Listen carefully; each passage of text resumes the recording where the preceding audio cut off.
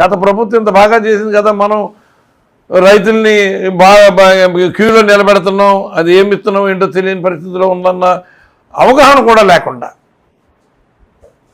మీరు సంకలు కొట్టేసుకుని మీరు ఏదో గత ప్రభుత్వం వైట్ పేపర్లన్నీ ఈ మధ్యన రోజుకు వైట్ పేపర్ ఇచ్చి పేపర్ నిండా న్యూస్ రాయించేసుకునేవాళ్ళు. ఏం ఉద్ధరించారు మీరు వైట్ పేపర్లు వేసి?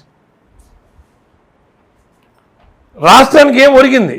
కేవలం మీరు గత ప్రభుత్వం మీద ఏదో రకంగా గుంట కాల్చి మొఖాన్ని వేసేద్దామన్న ఆలోచన తప్ప మీ వైట్ పేపర్స్లో ఎక్కడైనా వాస్తవాలు ఉన్నాయా, నిజాలు ఉన్నాయా? ఏముంది కాబట్టి మీరు వైట్ పేపర్స్ వేశారు? మీకు పేపర్లో పచ్చ మీడియా ఉంది కాబట్టి పచ్చ మీడియాలో పేజీలు నింపుకోవడానికి మీరు కార్య సొల్లంతా దాంట్లో ప్రజలు చూడటానికి మీరు వేశారు తప్ప మీరు వేసిన వైట్ పేపర్లు ఒక్క దాంట్లో కూడా వాస్తవం లేదు. ఒక పోలవరాన్నే తీసుకుంటే పోలవరం నుంచి విదేశాల నుంచి నిపుణులు తీసుకొచ్చారు. ఏం చెప్పారు వాళ్ళు? నీ వైట్ పేపర్లో ఎక్కడ కనపడింది? కాఫర్ డ్యాములు కట్టకుండా డయాఫ్రమ్ వాళ్ళు కట్టకూడదన్న బేసిక్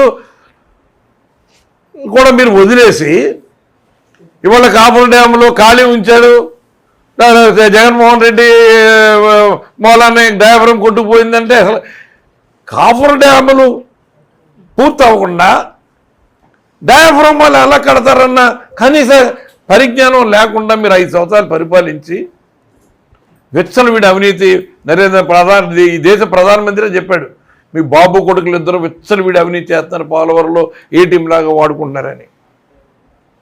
మీకు అన్నీ పెద్ద పట్టింపు ఉండవు. మొఖం మీద ఎవడ వేసినా కూడా తుడిచేసుకెళ్ళిపోయే అలవాటుతో మీరు ప్రవర్తిస్తున్నట్టుగా కనపడుతుంది. ఇది మంచి పద్ధతి కాదు. మీరు వైట్ పేపర్లతోటి పబ్బం గడిపేసుకుందామంటానికి అది ఎంతకాలం సగదు.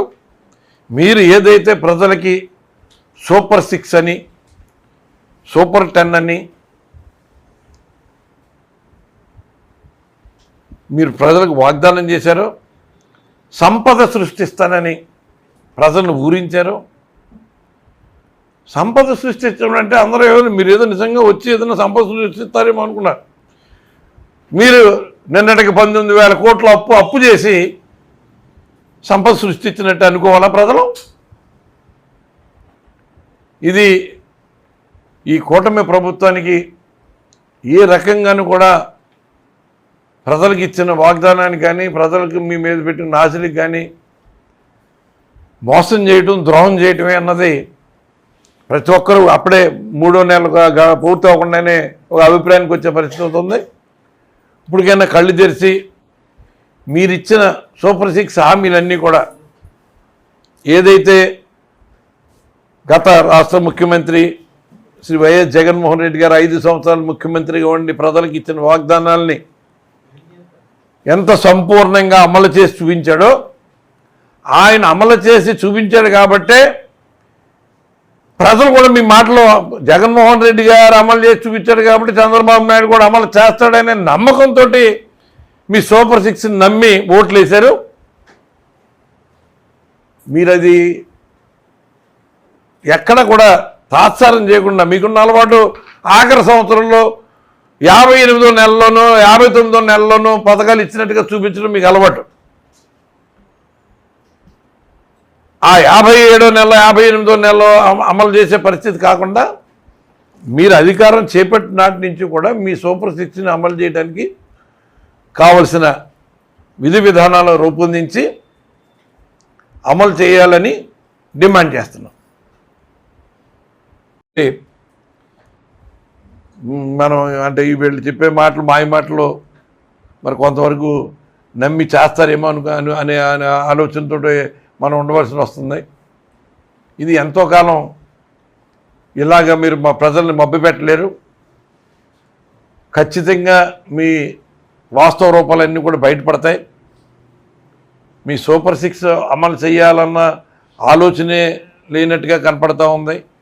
3 నెలలు అయిపోయింది, తక్కువ సమయం కాదు. మరి 2019లో వైఎస్ జగన్మోహన్ రెడ్డి గారు ముఖ్యమంత్రి అయితే మే 30వ తారీఖున ఆయన ప్రమాణ స్వీకారం చేస్తే జూన్ 12వ తారీఖున మంత్రివర్గం ఏర్పాటైతే అప్పటి నుంచే ఆయన ఇచ్చిన ప్రతి హామీని రైతు భరోసా పెట్టుబడి సాయం కింద మే నెలలో ఇస్తామన్నది అప్పటి నుంచే వచ్చి రాగానే ఒక సంవత్సరం వదిలి నెక్స్ట్ ఇయర్ నుంచి మొదలు పెడదాం, మనం వచ్చింది ఇప్పుడే కదా అని అనుకున్నారు ఆయన ముందు ఫస్ట్లో. కానీ రైతుకి ఎంత న్యాయం చేస్తే అంత మంచిదని ఆ రైతు భరోసా కార్యక్రమాన్ని ఆ సంవత్సరమే మొదలుపెట్టి ఆ సంవత్సరంతో ఆయన పూర్తి చేసిన 5 సంవత్సరాలు రైతు భరోసా కొనసాగించి ఇచ్చి రైతును ఆదుకుని ఇన్సూరెన్స్ రైతులు కట్టవలసిన ఇన్సూరెన్స్ని ప్రభుత్వంతో కట్టించి ప్రభుత్వమే కట్టి రైతులకు ఎక్కడ నష్టం జరిగినా ఇన్సూరెన్స్ రూపంలో ఆదుకుని ప్రకృతి వైపరీత్యాలని రైతు దెబ్బతినకుండా ఆదుకున్నాడు. ఏదైనా అవాంతరం వస్తే ఇన్పుట్ సబ్సిడీ రూపంలో ఏ సీజన్కి ఆ సీజనే డబ్బులు అందేలాగా చూశాడు. సున్నా వడ్డీకి ఇచ్చిన రుణాల మీద వడ్డీ అంతా కూడా మాఫీ చేసి సున్నా వడ్డీ రైతులకు అమలు చేసేలాగా చూడడం జరిగింది. అన్ని రకాలుగా కూడా విత్తనాలు మీరు మనం చూసే ఉంటారు. విత్తనాల కోసం రైతులు ఎంత పడిగాపులు పడి బారులు తీరేనా ఉన్నారు. 5 సంవత్సరాల్లో ఏనాడైనా రైతు విత్తనం కోసం రైతు భరోసా కేంద్రంలోకి వెళ్ళి అప్లై చేస్తే 3వ రోజున విత్తనం సప్లై చేసే పరిస్థితికి ఆ 5 సంవత్సరాలు వైఎస్ఆర్ కాంగ్రెస్ పార్టీ ప్రభుత్వం అమలు చేసి చూపించింది. ఒక రోజు ఇంచుమించు ఇచ్చారు. 2వ నెల వచ్చేటప్పటికి కొంతమంది పెన్షన్లు ఎగరగొట్టేశారు. ఇప్పుడు రేపు 3వ నెల పెన్షన్ మరి ఎంతమందికి ఇస్తారా ఏంటి అన్నది వాళ్ళ దయాదాక్షిణ్యం మీదుగా ఆధారపడినట్టుగా వాళ్ళ యొక్క సంకేతాలు కనపడతా ఉన్నాయి. వాళ్ళు సూపర్ 6 అని ఊరించారు. దీనికి సంబంధించిన దిశానిర్దేశాలు ఏమీ ఇంతవరకు ఎవరు చెప్పలేదు.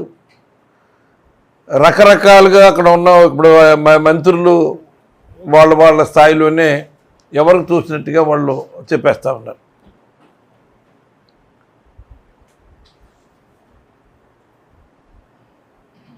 మరి ప్రజల్ని ఓట్లు వేసేటప్పుడు మీరు అందరూ ప్రతి ఒక్కరికి ఇప్పుడు అందరూ సాధారణ కుటుంబాలు ఏం ఆశిస్తారు? వాళ్ళ పిల్లల చదువు గురించి ఆలోచిస్తారు.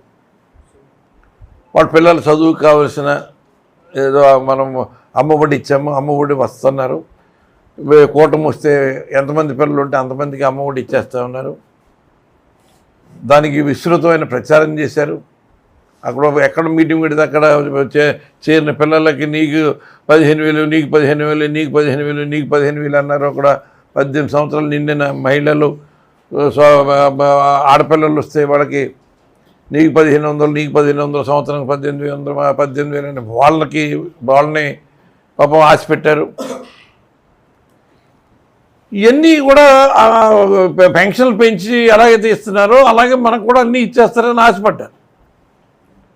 ఇవాళ కాలేజీల్లో చదువుతున్న విద్యార్థులు గత సంవత్సరం 2nd క్వార్టర్ 3rd క్వార్టరు డబ్బులు మార్చి జూన్ నెలలో ఇవ్వాల్సినవి